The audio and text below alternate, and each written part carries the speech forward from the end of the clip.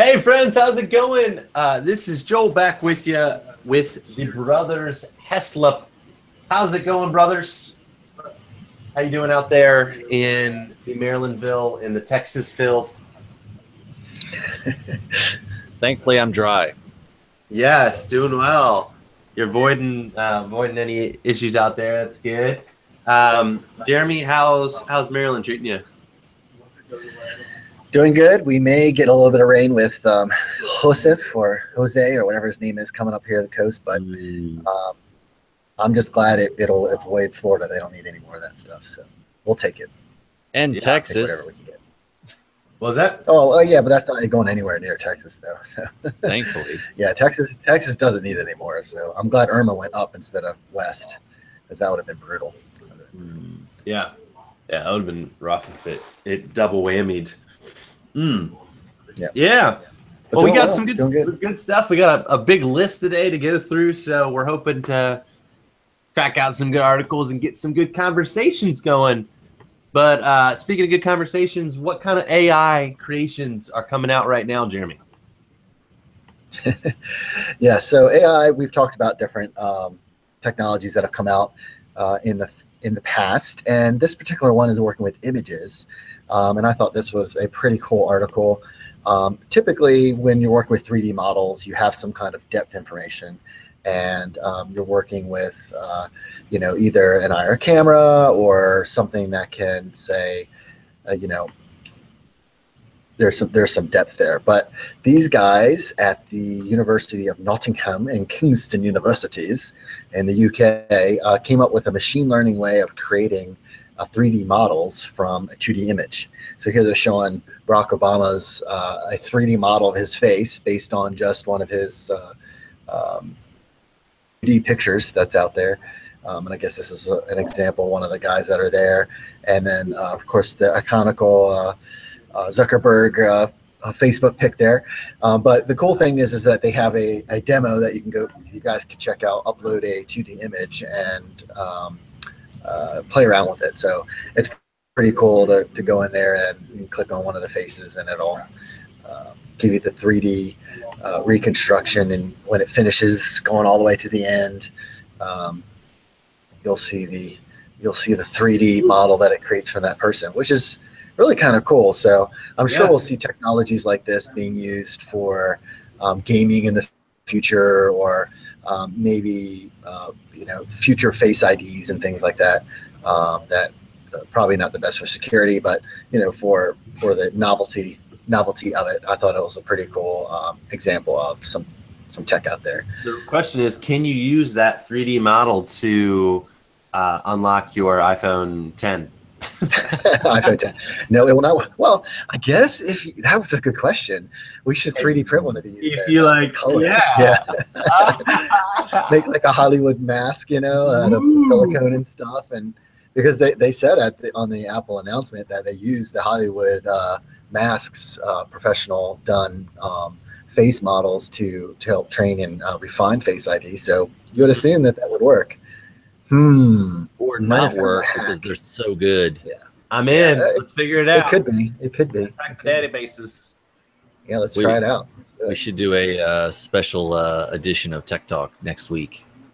Well, we don't have an iPhone 10 to try. Hey, let's go to Cupertino. Let's just make it happen. Yeah. Let's do a special. Well, at least one of us has a gun. We can get in somehow, right? Oh no, they need security. No, they don't. It's like, I was watching the Verge cast. They said that the new campus is like a bunker, like it's built for like severe, it's like 14-inch thick, 14-inch thick walls that are concrete. Yeah, well, it is within range of North Korea, so they gotta be ready. Yeah, pretty well. The whole world will be ended, but hey, we'll still have Apple products coming out for. Totally. Well, speaking of something that the world wasn't quite ready for, there was a little bit of a credit debacle that went down. Josh, what is one company doing to combat that? Yeah, well, basically Equifax had a Equipoop on everybody. They basically said like 50% of the U.S. population has been affected by this breach. So it's No like big deal, right? unbelievable. So thankfully, one service called Credit Karma, if you haven't heard it, you've been living under a rock, but it's Karma with a K and credit with a C. They are actually giving people free credit monitoring. So all you need to do is just sign up for Credit Karma's service, and which you'll already get your credit score from Equifax and TransUnion, 2 out of the 3 for free, which is awesome. Which I do pretty much monthly, and they'll email you every month and say, hey, your score is ready to be checked out. Or they don't usually spam me too much. It's just usually one or 2 times a month. But you can obviously turn that off or whatever. But yeah, they're basically saying, hey, 143 million people got affected, so there's a good chance you got affected. And a lot of people are worried about, hey, if I even sign up to check on Equifax's website, am I gonna not be able to sue them in a class action lawsuit? So what am I gonna do here? But yeah, this is is supposed to be like a non-service agreement or something that if you checked it, you got out of being able to sue them, like all this crazy stuff.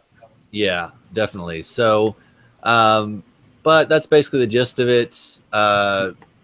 And Credit Karma's already had a partnership with Equifax, so they're going to be able to monitor that credit report and let you know if anything is awry or if somebody's taken off with your information and trying to be you and order a bunch of pants from Macy's or something. So hilarious. When the last time someone tried to get Brandy's information, they must have ordered something from a bow tie company, because we get bow tie magazine like sent to our house. Oh, you know what I first thought when you said bow tie? I thought you had mixed it up and it was tie bow. Like what's wrong with my brain? Like we're fighting tie bow. We're losing those pounds by fighting. Did you hear about the Facebook bot that you can get free lawyer advice from? They updated it to be able to check to see if you've been affected by Equifax, and also help you to join the class action lawsuit. So, and then get the correct forms. Nice. Pretty cool. Look, Facebook lawyer bot, huh? Something like that, yeah. Let me see if we can find the link and put it up for none of our users. I mean, all of our wonderful users. Or fans. Yeah. So it's called Do Not Pay. Robot lawyer, Do Not Pay. Do not pay. I like robots. We'll see. Chatbot. Chatbot. Nice. Well, cool. So speaking of news stories, was there like some announcement or something that happened maybe from that Apple company? might have something happened. Just maybe a little keynote. Yeah. So there's kind One of more a thing. What was that? One more thing. Oh yeah, one more thing. We're all waiting for. We're like, okay, no, really now. We know what it is. Yeah. Okay, now one more thing. Yeah. So the iPhone 8 and 8 Plus were announced, and everybody was like, great, it's the 7S and 7S Plus. The biggest difference is that now it has a glass back for wireless charging. And they obviously have the new Bionic chips. And the first thing I thought of was Lego Bionicle, but that's a different story.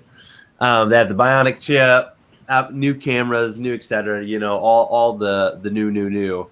But same bezels, same general overall design, nothing really crazy. So we kind of knew something like that would happen, where they would have, just an updated version, kind of an S, but with the naming moniker and it being the 10th year of the iPhone, they did the special one, the one more thing, as the iPhone X.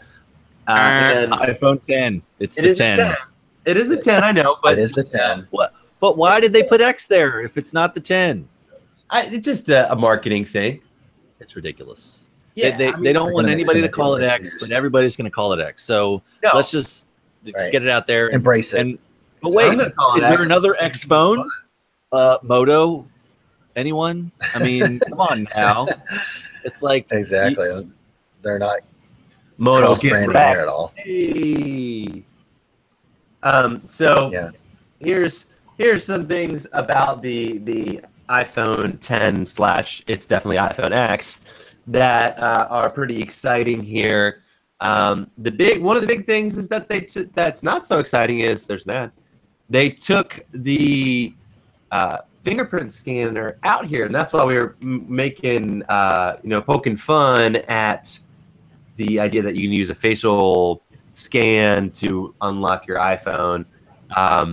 But the things that are exciting are the screen, and obviously you can see here the bezels are relatively non-existent. They went through a kind of a very essential route here with how they did the screen cutout on the top. It's actually bigger than the essential screen cutout for more sensors with the facial recognition stuff. But I can't lie, it looks great. It's the OLED screen, and when you go down here, it's actually a super Retina HD.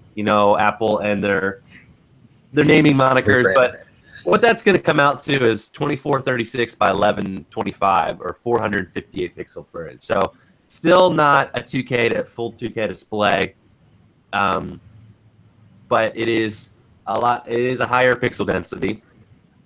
And then there's HDR10 and Dolby Vision.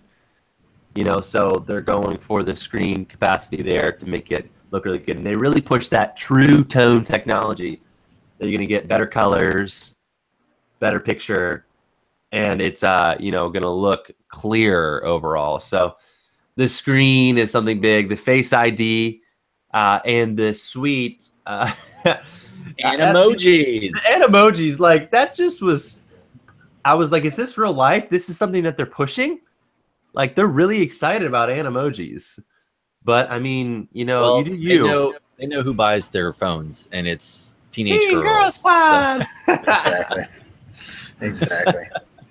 And there's only 12 Animojis. Like for now, I mean, the point releases of 11, they'll probably start adding more depending on different things. So it could be a pile of poop face. Pile of poop. There's going to be diarrhea face. I mean, come on.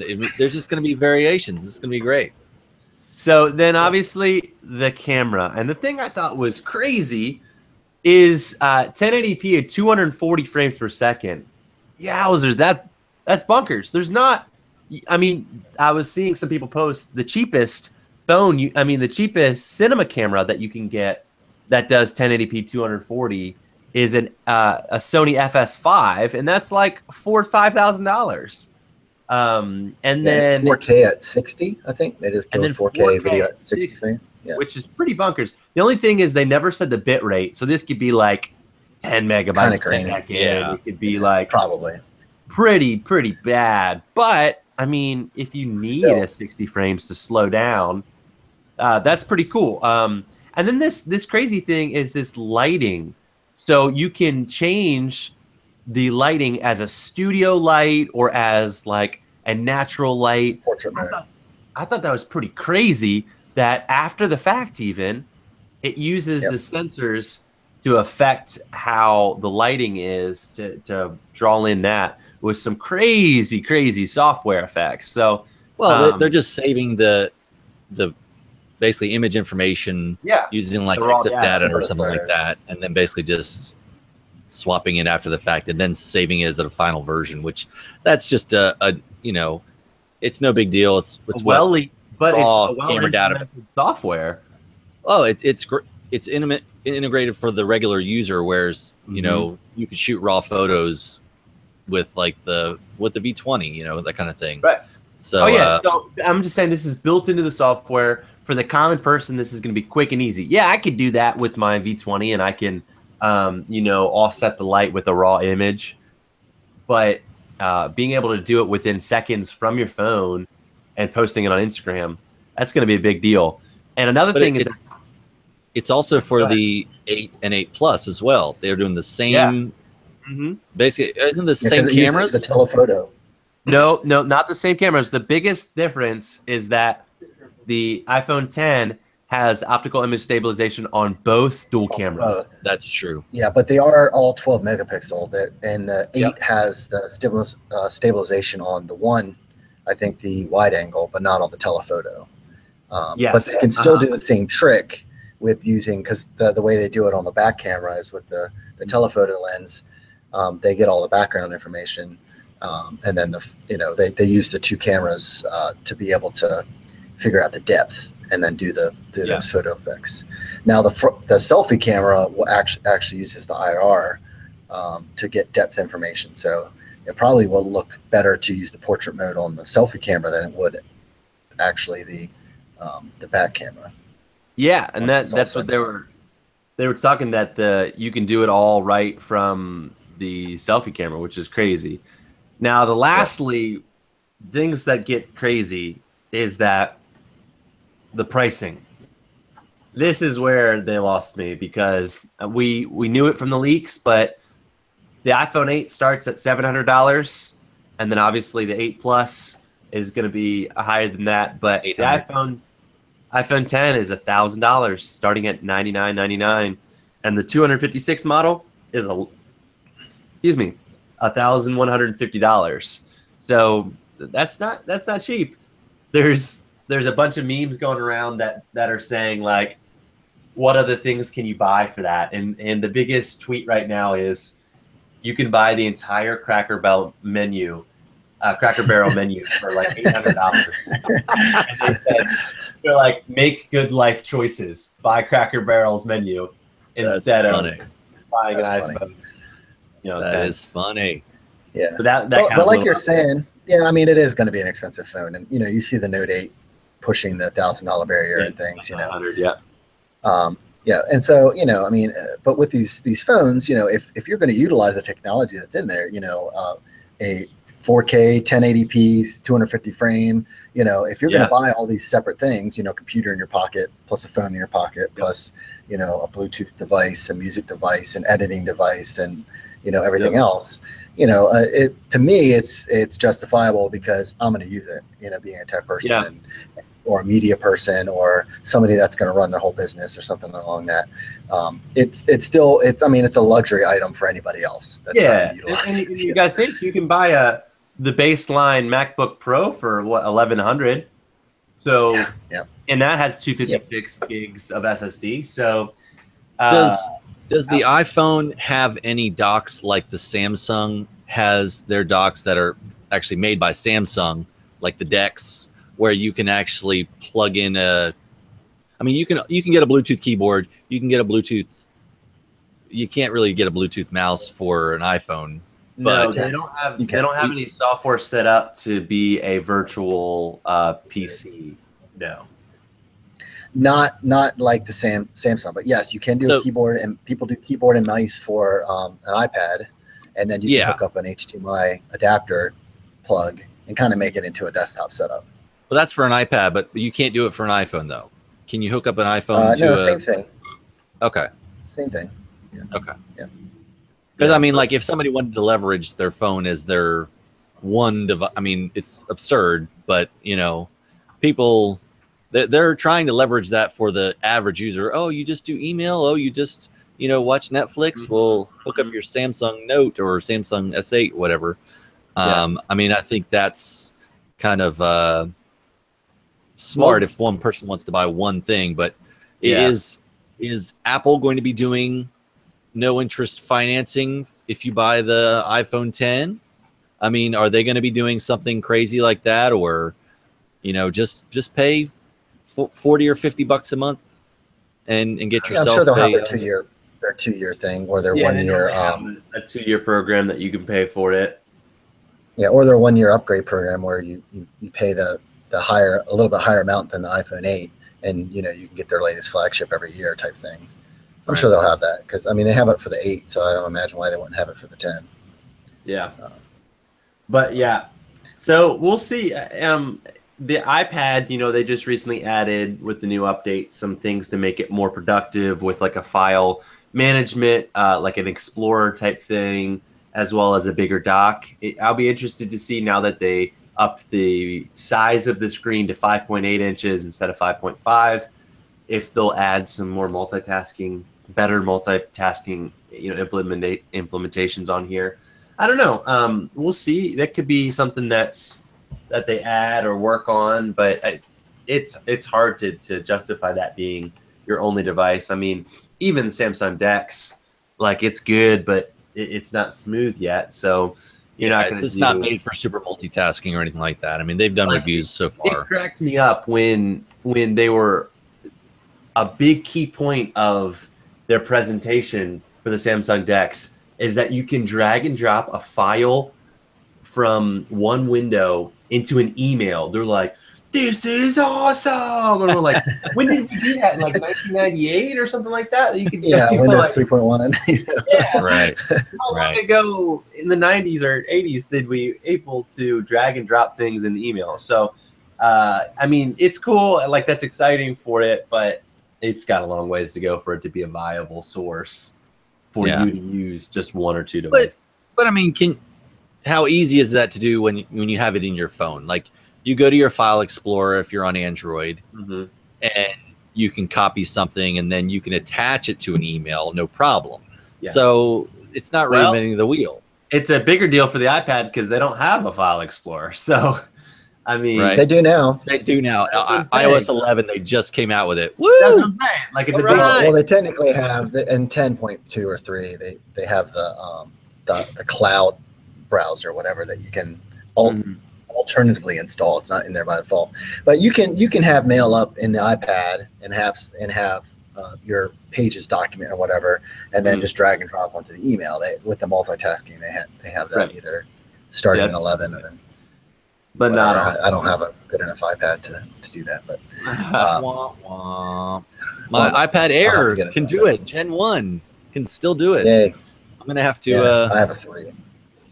Right. I think what is it today that you can start getting iOS 11? So I think so. Soon. Well, Jeremy, so speaking of an expensive ordeal, what kind of thing did they leave out with this? Yeah, so I mean, one of the biggest things touting, 2010 wants their Android wireless charging back, but at the beginning, and Gordon's saying it's a nasty surprise, but we knew it was coming. Everybody had predicted this was going to happen. That the fast charging and 50% charge in 30 minutes isn't going to start right away. That'll be something that'll be included later in an iOS 11 update. And not only that, but you get a fast charger that comes with your iPhone, even Lightning. So you get the standard Lightning to USB charger with the little teeny 5-watt 1 amp jokey brick that comes with the that comes in the iPhone box. And I understand that the bigger ones would actually make the box. They'd have to make the box bigger, but still give a coupon or something in the box that says you can get one of their higher wattage USB Type-C chargers, and then get the Lightning to USB cable. It's just ridiculous. Like, and then and they don't have a USB or Lightning to USB-C. So you still can't plug directly into your MacBook to charge, because all the new MacBooks now are only USB-C. So you can't plug your charger into the MacBook to charge your iPhone. You have to get another thing. Well, they're technically Thunderbolt, Joel. So get on your proprietary connectors. Well, it doesn't. Yeah, I know it's the same thing. It doesn't matter for charging, is what I'm saying. Yep. But yeah, Jeremy, did we lose you on voice here? And we lost him. Yeah, I was wondering because he kind of stopped mid-sentence. Hey, there he is. I'm back.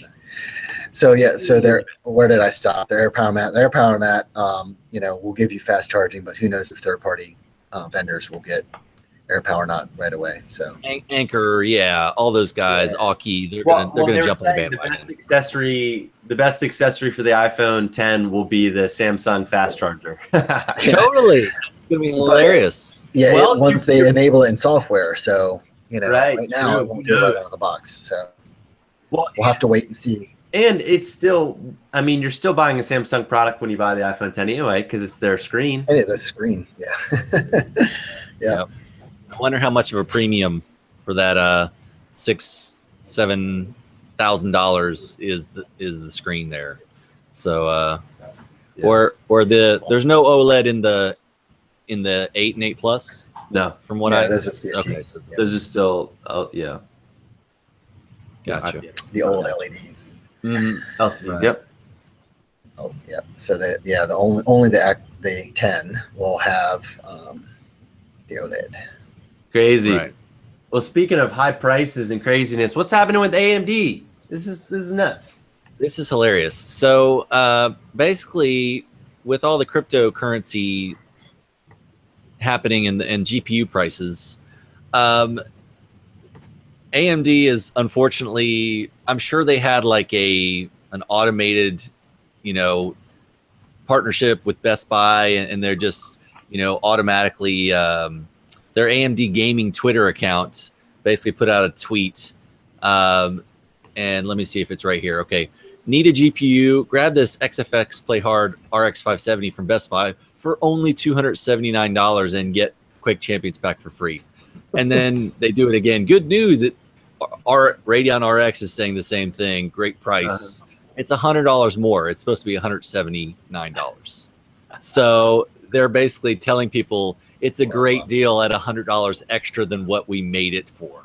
So I'm like, well, that was their pre-launch, or their first launch price to get everybody to try to get on board, right? Because they feel like they're playing catch up with NVIDIA. So who knows how much money they're eating? You don't think they're eating money for $179?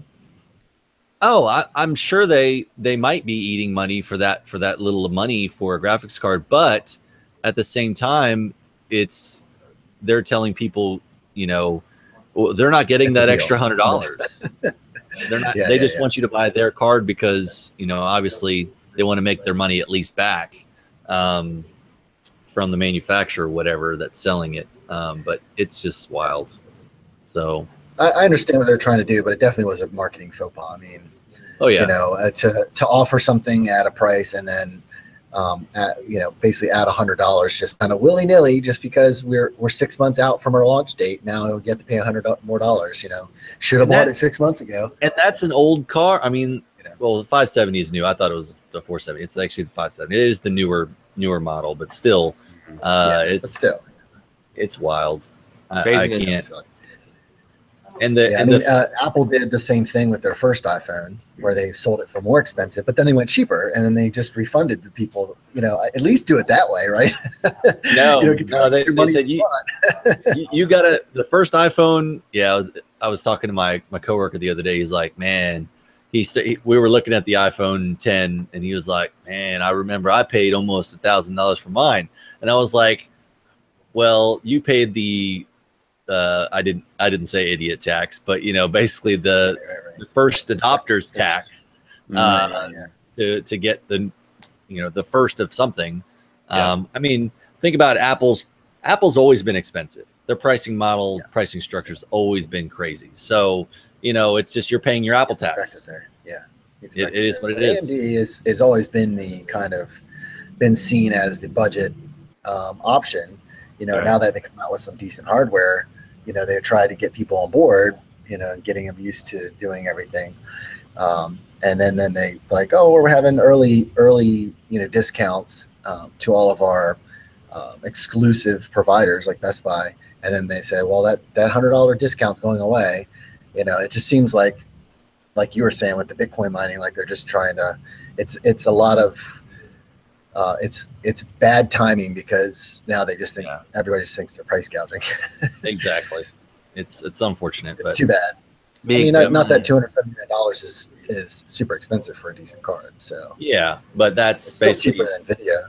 Well, 570, you're basically getting super solid 1080p and a little bit of 1440 with that price point. So you're not playing in 4K or anything for that. So you got to at least spend $350 to $400 to play in 4K. So did they do that for all their cards or just that one card? I'm assuming that's the only card that they unfortunately discount on. So interesting. Yeah, it would have been even a bigger football if they did it across all of their cards, but I know, right? They're just pushing out all these tweets like, "Oh, it's all for only the $100 more or whatever." On all of them. Well, it's unfortunate. Like, all of the retailers are still selling these cards for super expensive prices. It's $150 more because of the crypto miners just going nuts. So Bitcoins, Ethereum. Yep. Well, moving right along here, we got coming right around the corner here is another phone launch. We got the Pixel 2 coming in October. October 4th and 5th is the launch of the Pixel 2. And the question I'm asking you guys is that, do you think it's going to be worth it? What do you guys think? What do you think Google has to do with the Pixel 2 to combat the iPhone 10, to combat the Note 8, and to combat the S8 and the LG V30? What do you think Google has to do with the Pixel here to make it hit? Well, I think they need to squeeze the competition a little bit. Yeah. Oh man, are they coming out with the squeeze on the new Pixel? Yeah, that's what I've heard. XL version. Yeah. So here's let me give you all the rumors. Like, is the XL LG and the non-XL HTC or vice versa? I think it's opposite. Yeah, the XL is HTC because they had that on the U11. So here you go. So these are the kind of things. No headphone jack, 6-inch screen for the XL and 5-inch for the regular. A potentially curved OLED screen. I got the launch of Oreo. LG's going to do one of them, and we think HTC is going to do the other. It sounds like Evleek said the new 836 processor, which would be cool. A waterproof design. The squeezable sides called Active Edge. So yeah, we don't have a ton of information, but I don't know. I think they're gonna do lots of crazy stuff. I mean, there's a couple different things. Like there was a render that showed bigger bezels with dual speakers, and then there was other renders that just showed it smaller ones like an S8. So we're not 100% positive on whether or not it's going to be the, like a more traditional, like old style with 2 speakers with that bottom chin that was just enormous. I'm pretty positive they're not going to do that, but at least put a speaker down there. If you're going to have the chins, do speakers. If you're not going to have the chins, at least take one of the chins out. Right. I know. Even if they do, I think they're going to have to excel with their software, which they always do really well. So, I can imagine their Active Edge squeeze by default is going to be, load up Bixby, right? Google Assistant, so that, it makes it really easier. Google Now, voice or something like that really makes it useful. And they're just going to have stuff in there that just makes it a better Android experience for their particular phone. And then they'll release that, whatever new thing they're coming out to the general Android population of phones down the road, just like they did with the first assistant. So I can see them doing that to make the Pixel 2 a little bit more appealing to people. But that headphone jack is, it's a bummer. Not that many flagships are not doing that, but like the iPhone and this is kind of funny. Other Android. This article up here too that I saw. The Essential phone has a high-end audio accessory, which is a headphone jack. that clips onto that little back 3 thing, the magnetic. The little pins. The first variable should be a charging dock. We're actively developing a high-end audio accessory to support 3.5 millimeter jack. So you can snap a jack on the back of it if you want. It better come with a DAC on there or something. I was going to say that hopefully that's like a quad DAC. It's like a super nice high-end audio accessory. But I thought that was funny that you need a add-on on the back for you to be able to use Well, they have it says they have a USB-C to 3.5 millimeter dongle already in the box. They do. That comes with a DAC in it, because to go from digital audio, you have to have some kind of DAC. Yeah, but I mean, it's probably not the best to be in a dongle, right? It's got to be pretty mediocre DAC in there.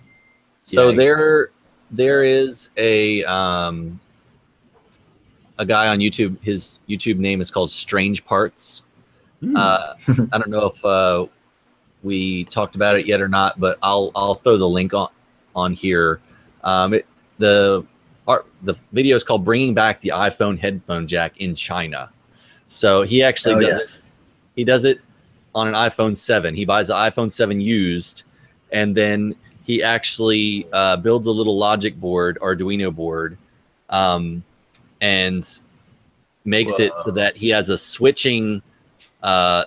It switches power when you plug in either the headphone jack or the lightning cable. So it's like a little switch that he made. He actually, because he's in China and he speaks Chinese, but he's a regular American dude, and so he basically is over here on business, and he already built his own iPhone using parts from parts. Yeah. So he's already done that. So now he actually goes through. He said it took almost a year to do, and it's like a 33-minute video, but it's actually really, really interesting. So I'll throw the link up for anybody who wants to watch it. He had to remove something with it. Some gyro. I think there's a little filter that.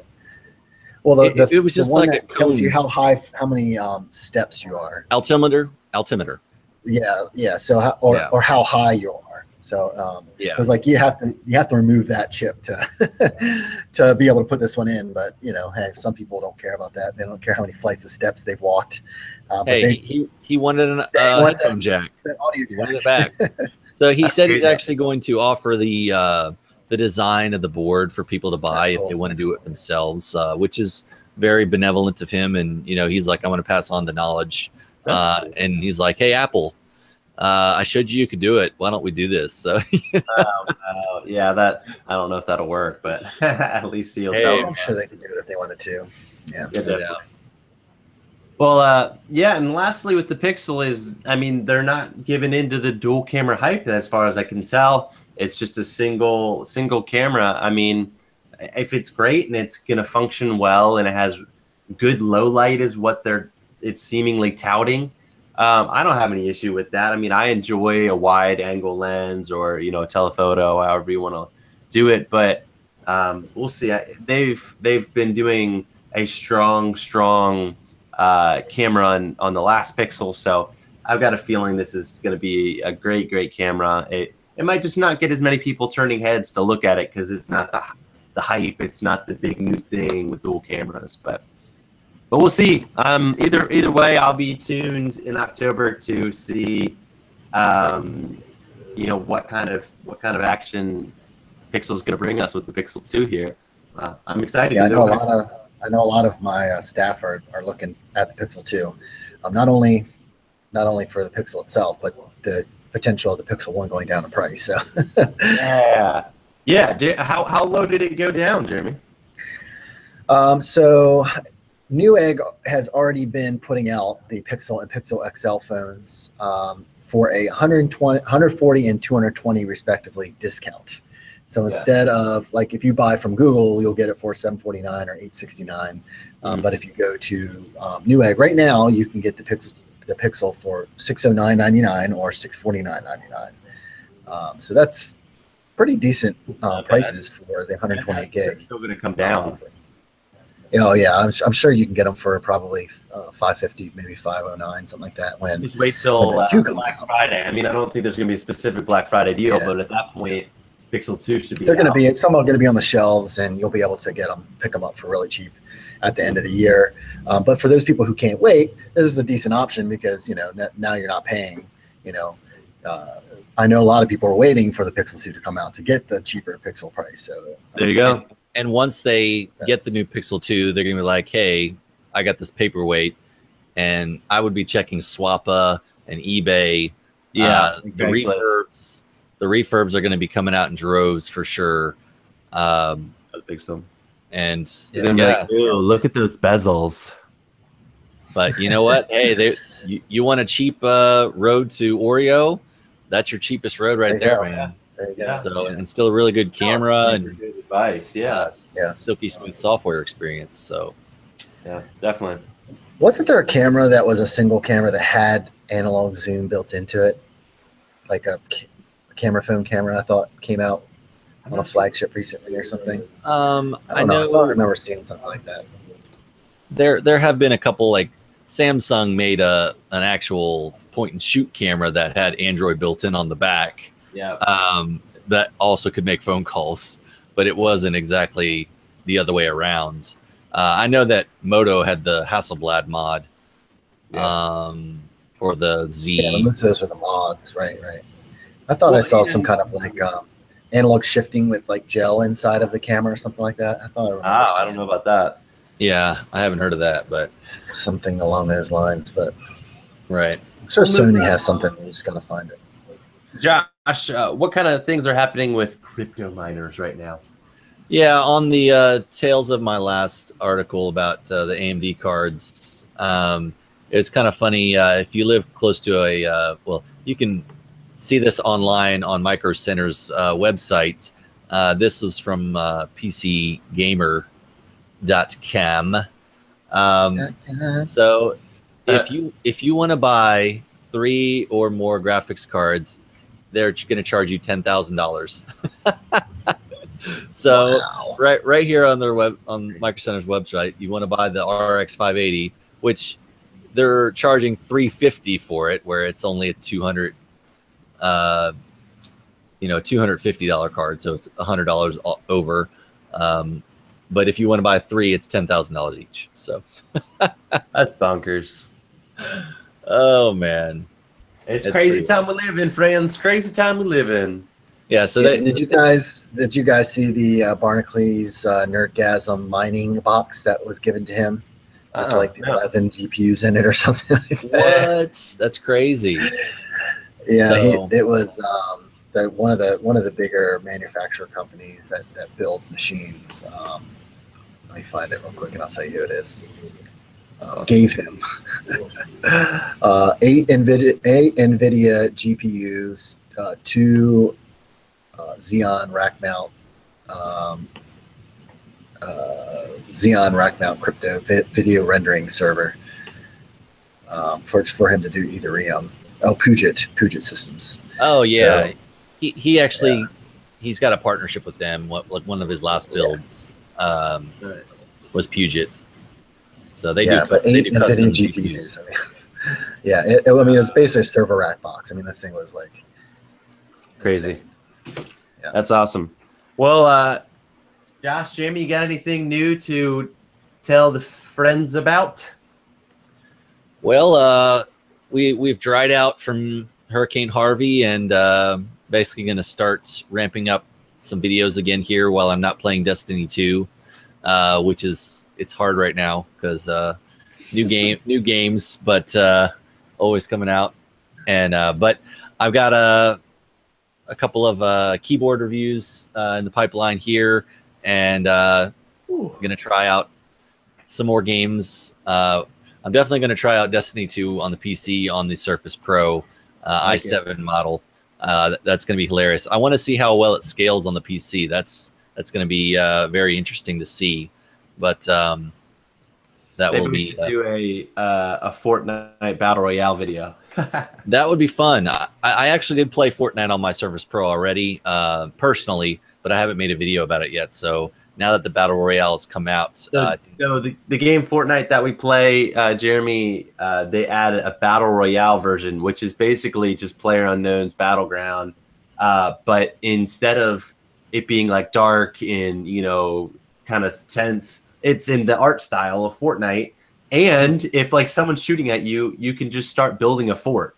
You can literally put up walls and put a ladder, and like start building a fort, and you're like, oh crap, and start like building all around yourself. It's hilarious. So it adds a couple different dynamics, and there's like rocket launchers and like a little bit more grandiose. Tongue in cheek, yeah. I was following somebody into a house, and they started building like floors to block me from going up the stairs and stuff. Or just basically to hold themselves in so they wouldn't get killed right away. But yeah, sometimes people panic build and they just put like random things all around. Yeah, like they don't have a weapon. You drop down, you don't have a weapon yet, so you just start pickaxing everything and try to build yourself a wall to hide. But it's fun. I enjoyed it so far. I mean, they just came out with it this week, and so there's only 99 battle royale that you're by yourself. So there's not squads yet. There's no incentives, but there's no character customization, and there's no rewards. So you're just basically playing to beta test at this point. So just to help them out, or early access. So, but I think that it is still a lot of fun. And yeah, me and Joel played some last night, but we only got on the same server one time, and they said we'll ban you if you work together. But although almost every single time there's people teaming together. Yeah, almost every single time when you die, you look at the kill camp of where you died, and there's like two people with sniper rifles like beside each other, back and forth. I'm like, really? Like, no wonder I died. You both were sniping me. No doubt. So it's fun stuff. Well, cool. Anything from you, Germs? You got some cool videos up this last time. Yeah, I've been trying to get some videos out on some Facebook Live stuff that I'll post when I clean them up to YouTube. And I'm going to start doing a CEO Minute, Tech Minute, that kind of helps business owners and people that might not be super tech savvy to get into some tips and productivity tricks and things. So a couple of those things that I have queued up that are coming your way on the YouTubes. Nice. I've edited another video and done some things, but I haven't been able to post them yet. So hopefully I'll get some more content out to you guys pretty soon here. But cool. It has been fun hanging out with you brothers and talking some tech talking with new phones, 3D faces and price gouging, all the good stuff. Cool. All right, you tech talkers, you have a wonderful day, and check you in the next episode. Farewell.